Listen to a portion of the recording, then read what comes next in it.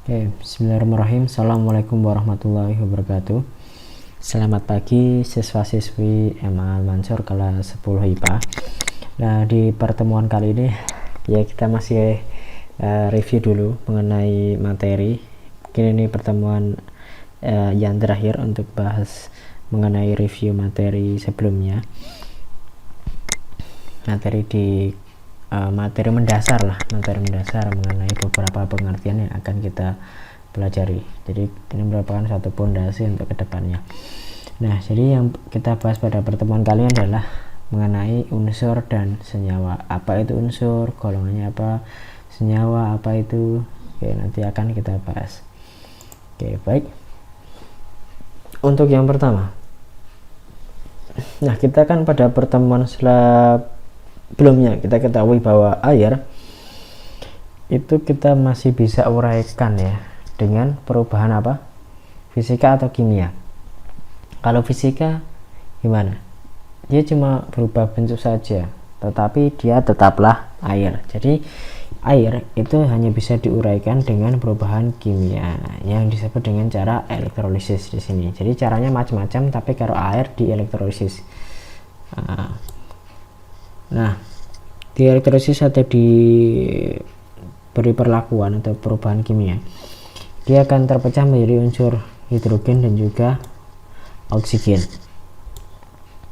dimana air sendiri itu tergolong sebagai senyawa ya, senyawa.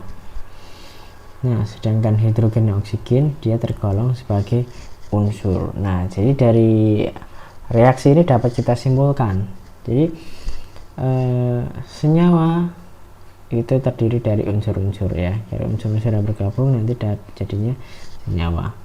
Nah, unsur sendiri itu merupakan zat tunggal yang tidak dapat diuraikan lagi secara fisika dan kimia. Jadi hidrogen itu mau diapa-apakan ya tetap saja ya hidrogen, oksigen juga mau diapa-apakan, dirubah secara kimia atau fisika ya tetap saja yaitu oksigen. Nah, misalkan kita punya bongkahan besi ini ya. Nah, bongkahan besi ini pada suatu saat kita akan pecah atau kita potong sampai ukuran yang sangat kecil, sampai ukurannya itu tidak bisa dipecah lagi atau tidak bisa dibagi lagi.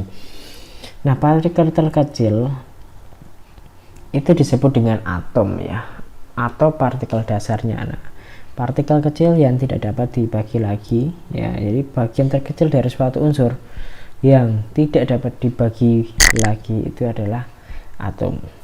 Oke, jadi kita sudah dapat beberapa pengertian senyawa tadi, unsur tadi, kemudian atom. Oke, hal yang sama juga pada 1 kg emas dipotong nanti juga akan terdiri dari beberapa partikel, bukan beberapa tapi lebih berjuta-juta partikel, berjuta-juta atom emas ya, yang dimana tentunya atomnya sejenis ya. Jadi walaupun itu kecil lah itu juga emas ya, jadi itu masih termasuk dengan emas, jenisnya sama ya, jadi jadinya sama dengan yang 1 kilo ini tadi, cuma ini bentuknya lebih kecil aja. Nah, kemudian kalau hidrogen kita uraikan menjadi partikel yang kecil juga, demikian besi yang tadi kita uraikan juga menjadi partikel yang kecil juga. Nah, antara besi dan hidrogen ini kan sama-sama atom ya, tapi memiliki ya jenis yang berbeda ya. Jadi ini atom ya, untuk hidrogennya atom dari yang kecil-kecil dari hidrogen, ini berarti atom besi. Dimana kalau beda ya, kan unsurnya kan dari unsur yang beda. Nah, jadi perbedaan itu terletak dari ukurannya yang masih beda, masanya beda, kemudian sifat kimia juga beda. Nah, sampai saat ini di alam semesta ini baru ditemukan 115 unsur, dimana 90-nya itu termasuk unsur alami dan 25-nya termasuk unsur buatan. Unsur alami itu apa? Unsur yang sudah ada di alam semesta ini. Sedangkan unsur buatan otomatis dia unsur yang dibuat oleh manusia atau dimanipulasi. Dimana cara pembuatan unsur buatan itu berasal dari unsur alami juga. Unsur alami kemudian direaksikan dengan reaksi nuklir. Nah, maka kan muncullah unsur baru, yaitu unsur buatan. Nah, oke. Nah, ini adalah tabel periodik unsur ya. Nah, di sini saya wajibkan untuk seluruh siswa untuk memiliki yang namanya tabel periodik unsur. Nah, kalian bisa beli di toko-toko alat tulis terdekat, di toko fotokopi di dekat rumah kalian. Harganya murah. Kemarin saya beli dulu ya, tahun kemarin saya beli itu 2.500 ya, jadi mungkin harganya di tempatnya juga beda-beda tergantung ukurannya juga ya. Jadi nanti tabel periodik unsur ini akan selalu kita gunakan ya, nanti di kelas 10 maupun kelas 11, kelas 12 untuk mempermudah kalian belajar. Oke, nanti akan kita gunakan terus tabel periodik unsur ini. Nah, kalau ini kan ada ya. Nah, unsur yang buatan ini kan di sini juga ada keterangannya. Unsur buatan, oke, yang kuning ini ya, yang kuning ini. Nah, dimana nanti kita akan pelajari di bab selanjutnya mengenai tabel periodik unsur. Oke, lanjut. Nah, unsur sendiri tadi itu kan tersusun dari 3 macam jenis. Ada yang logam ya, seperti ini. Ada yang logam, ada yang non logam, dan juga ada metaloid. Dimana untuk ciri-ciri yang logam, unsur logam itu adalah unsur yang padat, kecuali raksa ya. Raksa itu ya cair ya, walaupun dia termasuk unsur logam ya. Kemudian ciri-ciri lain adalah titik lelehnya tinggi, kemudian ciri yang lain mengkilap, kemudian konduktor berarti mudah mengalirkan arus listrik, kemudian dapat direnggangkan dan juga dapat ditempa ya, jadi dapat diubah bentuknya juga. Kemudian non logam ya, non logam ini dapat berupa wujudnya, bisa berupa padat, bisa berupa cair, bisa berupa gas. Nah, kemudian non logam ini juga punya sifat dia itu rapuh ya. Tapi ada pengecualian, yaitu adalah intan ya, diamond ya, dia itu sangat kuat ya, jauh dari kata rapuh. Kemudian untuk non logam dia merupakan unsur yang tidak dapat ditempa dan juga bukan merupakan konduktor ya, kecuali grafit atau karbon. Oke, kemudian unsur yang ketiga adalah metaloid. Nah, ini merupakan perpaduan antara sifat logam dan juga non logam. Contohnya seperti sifatnya adalah semikonduktor. Maksud dari semikonduktor adalah di suatu keadaan dia bisa berfungsi sebagai konduktor, di suatu keadaan dia tidak bisa menjadi konduktor atau menjadi isolator ya, seperti itu. Jadi macam-macam tergantung situasi dan kondisi kalau semikonduktor itu. Nah, kemudian balik lagi senyawa, kita lakukan perubahan kimia, nanti akan tersusun dari jadi unsur dan juga unsur. Nah, dimana tadi air itu kan termasuk dengan senyawa. Nah, unsurnya adalah unsur hidrogen dan juga unsur oksigen. Nah, contoh lain adalah garam dapur. Kita lakukan perubahan kimia jadi natrium dan juga gas klor. Nah, dari kata ini kita dapat pengertian bahwa senyawa itu tersusun atas 2 atau lebih unsurnya, 2 atau lebih unsur. Kalau 3 boleh nggak boleh, kalau 4 boleh nggak boleh, itu masih termasuk senyawa ya. Nah, contohnya adalah ini adalah air. Air ini tersusun atas unsur H atau hidrogen dan juga unsur oksigen. Kemudian gula pasir, unsur H, unsur O, dan unsur C ya, hidrogen, oksigen, dan juga karbon. Etanol, unsur hidrogen, oksigen, dan juga karbon, dan garam dapur, unsur natrium, dan Cl itu klor ya. Nah, di sini yang menjadi pertanyaan, antara pasir, gula pasir, dan juga etanol, ini kan unsurnya sama. Tetapi hasilnya berbeda. Nah, perbedaan senyawa yang terbentuk itu diakibatkan karena komposisinya ya, komposisi antara 3 unsur ini berbeda-beda. Mungkin kalau gula pasir hanya sedikit, mungkin di etanol hanya banyak, kemudian O-nya sedikit atau banyak. Jadi komposisi itu mempengaruhi ya, nanti senyawa apa yang akan terbentuk.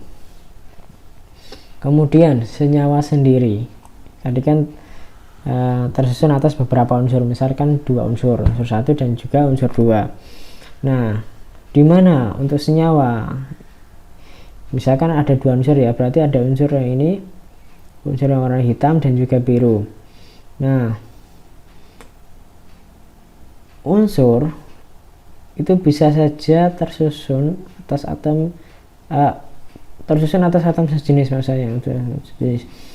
Kemudian unsur yang kedua juga atom sejenis.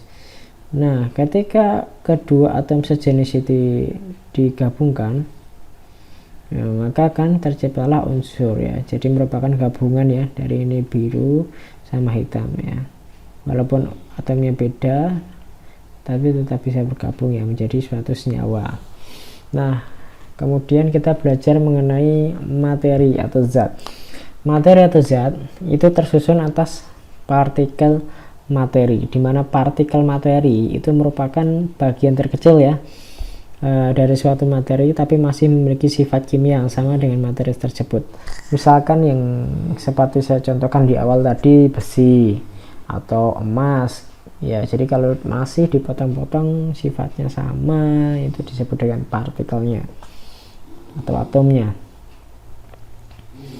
Nah, kita balik lagi, ini memang contoh yang paling mudah ya, air. Jadi hidrogen dan juga oksigen. Jadi oksigen ini ada atom O-nya, hidrogen ada atom H-nya ya, hanya 2 ya. Kemudian dia bergabung menjadi hanya ada 2, O-nya ada 1 ya, seperti ini. Nah, ini merupakan partikel materi dari air itu sendiri. Oke, jadi sifat partikelnya itu sama dengan sifat air. Oke. Kemudian unsur itu kan tersusun dari partikel-partikel ya. Jadi partikel-partikelnya ada yang berdiri sendiri ya, ada yang bergabung ya, ada yang berikatan, maksudnya ada yang tidak berikatan, ada yang berikatan. Yang tidak berikatan itu disebut dengan atom ya, contohnya adalah helium, neon, argon. Nah, jadi cuma 1 saja. Kemudian kalau logam berarti besi, jadi cuma ada 1 atom saja. Nah, kemudian kalau yang ada ikatannya, oke ya, ini contohnya O2 ya, oksigen, nitrogen, hidrogen. Jadi oksigennya O-nya ada 2, N-nya nitrogen, N-nya ada 2, hidrogen hanya ada 2. Kemudian ada yang berikatan sampai 3, ada yang berikatan sampai 4. Tetapi ikatan ini sejenis ya, maka disebut dengan molekul unsur ya. Jadi kalau yang cuma 1 ya, disebut atom. Yang berikatan yang sejenis, kalau atom yang berikatan sejenis ya, atom sejenis yang berikatan itu disebut dengan molekul unsur ya. Kalau 1 atom, kalau lebih dari 1 berikatan disebut molekul. Kalau yang berikatan sama adalah molekul unsur. Nah, kalau molekul senyawa itu berikatan, tetapi jenis atomnya itu berbeda-beda. Contohnya air tadi ya kan, ada O sama ada H tapi berikatan, maka air disebut dengan molekul senyawa. Oke kan, contohnya gas karbon dioksida H2O air, kemudian metana CH4. Nah, kemudian ada juga senyawa yang disebut dengan senyawa ionik ya. Jadi senyawa itu kan terdiri dari partikel-partikel ya, karena ini ionik pasti partikelnya juga ionik. Nah, maksudnya apa sih ionik? Nah, ionik itu merupakan muatan ya. Jadi partikelnya itu punya muatan positif atau negatif ya. Nah, jadi saling berikatan, nanti positif negatif positif negatif positif negatif. Untuk contohnya adalah garam dapur, di mana garam dapur itu tersusun dari natrium dan juga gas klor. Nah, kenapa ini disebut dengan senyawa ionik? Karena natrium sendiri itu punya muatan ya, muatannya positif, gas klor negatif. Nah, jadi tersedia partikel-partikel ion. Nah, jadi mungkin cukup sekian pembelajaran hari ini mengenai beberapa pengertian dari senyawa, unsur, molekul, molekul unsur, molekul senyawa ya, yang akan jadi patokan untuk pembelajaran seterusnya nanti. Oke, sekian. Jika ada pertanyaan bisa langsung WA saya. Sekian, semoga bermanfaat. Wassalamualaikum warahmatullahi wabarakatuh.